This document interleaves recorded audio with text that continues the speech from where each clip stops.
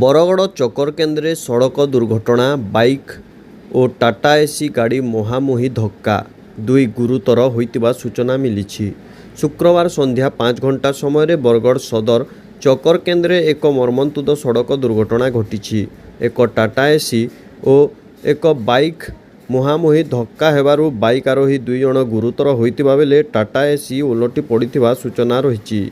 स्थानीय लोके घटनास्थल को पहुंची गुरुतर को उद्धार करने सह एम्बुलेंस को जोगाजोग करथिले। तेबे घटनास्थल को सदर पुलिस पहुंची तदंत आरंभ करिछि।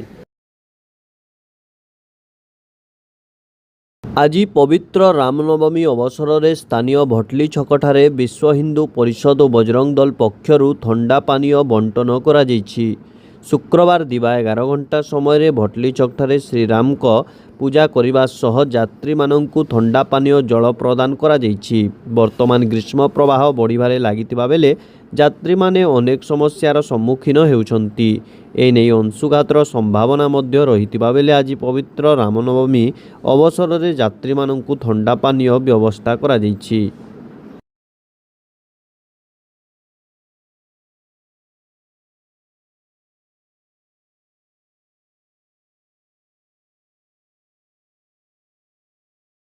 बरगड़ कृष्णा विकास स्कूल रे पालित हैला पवित्र रामनवमी। शुक्रवार मध्याह्न 12 घंटा समय कुनी कुनी छात्र छात्री माने राम लक्ष्मण सीता हनुमान रो सुंदर पोशाक सजई होई अभिनय करथिले। आज पवित्र रामनवमी अवसर में रामायण विषय रे छात्र छात्री को अवगत करा जायथिला। प्रभु श्री राम रावण रो वध करी सत्य और जय और असत्यर पराजय करिथिबा छात्र छात्री को जना जायथिला। सत्य और अहिंसा मार्ग रे चलिबा सह श्रीराम को पथरे चलिबा पई आह्वान करा जायछि। बरगड़ जिल्ला रे श्री रामनवमी बेस धूमधाम रे पालित हो जायछि। शुक्रवार संध्या 6 घंटा समय रे सोहेला माँ दुर्गा मंदिर रु एक रैली बाहरी बेस धूमधाम रे पालन करा जायछि।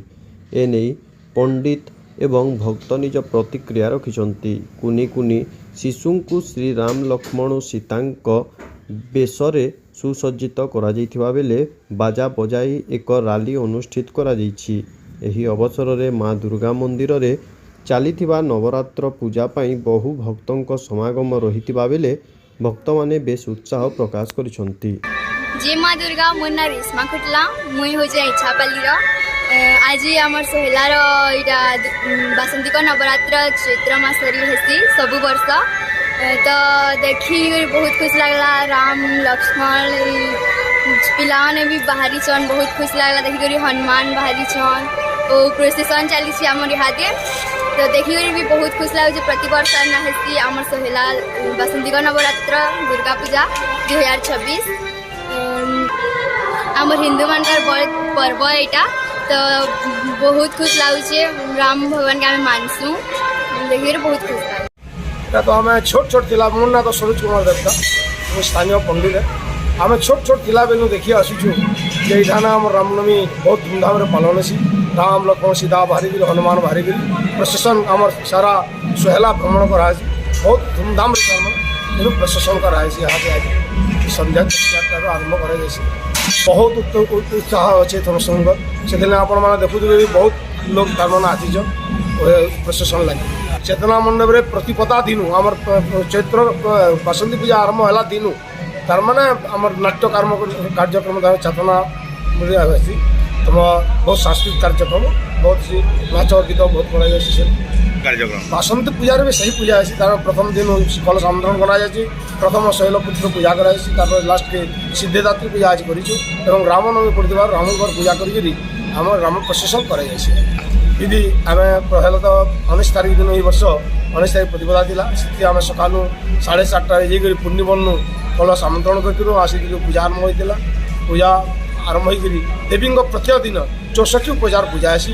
एवं प्रतिदिन सप्तशती चंडी होम कराई काली दशमी काली पूर्णाहुति हेबा एवं अपराजिता पूजा होकर लोगों को आशीर्वाद देखिए पूजा समाप्त कराई। बरगड़ रे कालबैशाखीर तांडव। शुक्रवार संध्या 7 घंटा समय बरगड़ सहर में कालबैशाखीर तांडव देखा मिली। अनेक स्थान में गछ माने भांगी रास्तार पड़ता बेले पोस्टर माने छिंडी तार रे लटकी ଯାଇଥିବା ଦେଖିବାକୁ ମିଳିଛି। ତେବେ ଆଜି ବରଗଡ଼ରେ ପ୍ରବଳ ବର୍ଷା ହେବା ସହ ଜୋର ପବନ ଆସିଥିଲା, ଯାହାଦ୍ୱାରା ଅନେକ କ୍ଷୟକ୍ଷତି ହୋଇଥିବା ଦେଖାଯାଇଛି।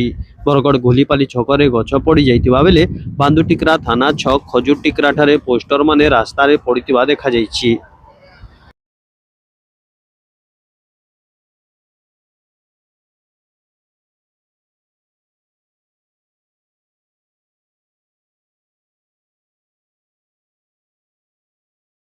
ବରଗଡ଼ରେ ରାମନବମୀ ଅବସରରେ ବିରାଟ ରାଲି ଅନୁଷ୍ଠିତ ହୋଇଯାଇଛି। ଶୁକ୍ରବାର ସନ୍ଧ୍ୟା 5 ଘଣ୍ଟା ସମୟରେ ପାଣିଛତ୍ର ଠାରୁ ଏକ ବିଶାଳ ରାଲି ଅନୁଷ୍ଠିତ ହୋଇଛି। ଏହି ଅବସରରେ ଶ୍ରୀରାମଙ୍କ ପୂଜା କରିବା ପରେ ଏକ ରାଲିରେ ଭଜନ କୀର୍ତ୍ତନ କରି ଏହି ରାଲି ବାହାର କରାଯାଇଥିଲା। ବହୁ ରାମ ଭକ୍ତ ଏହି ରାଲିରେ ସାମିଲ ହୋଇ ବେଶ ଉତ୍ସାହରେ ଭଜନ କୀର୍ତ୍ତନ କରିଥିଲେ।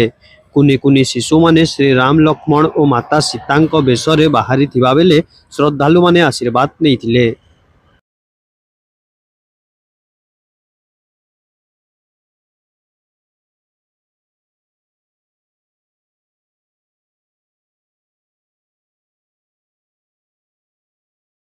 ବରଗଡ଼ ସୌକିନ କଳାକାର ସଂଘଠାରେ ବିଶ୍ୱ ନାଟକ ଦିବସ ଅବସରରେ ଏକ ସମ୍ବଲପୁରୀ ନାଟକ ଉଧା ପରିବେଷଣ କରାଯାଇଛି।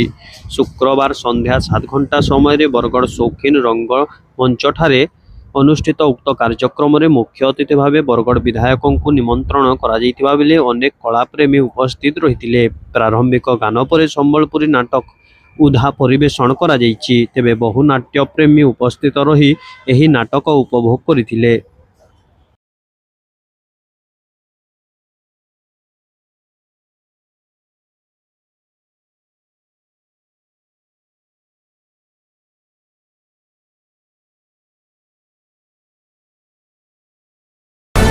तुरंत न्यूज अपडेट पाई आम चैनल को सब्सक्राइब करंतु एवं नोटिफिकेशन पाइबा पाई बेल बटन को दबांतु।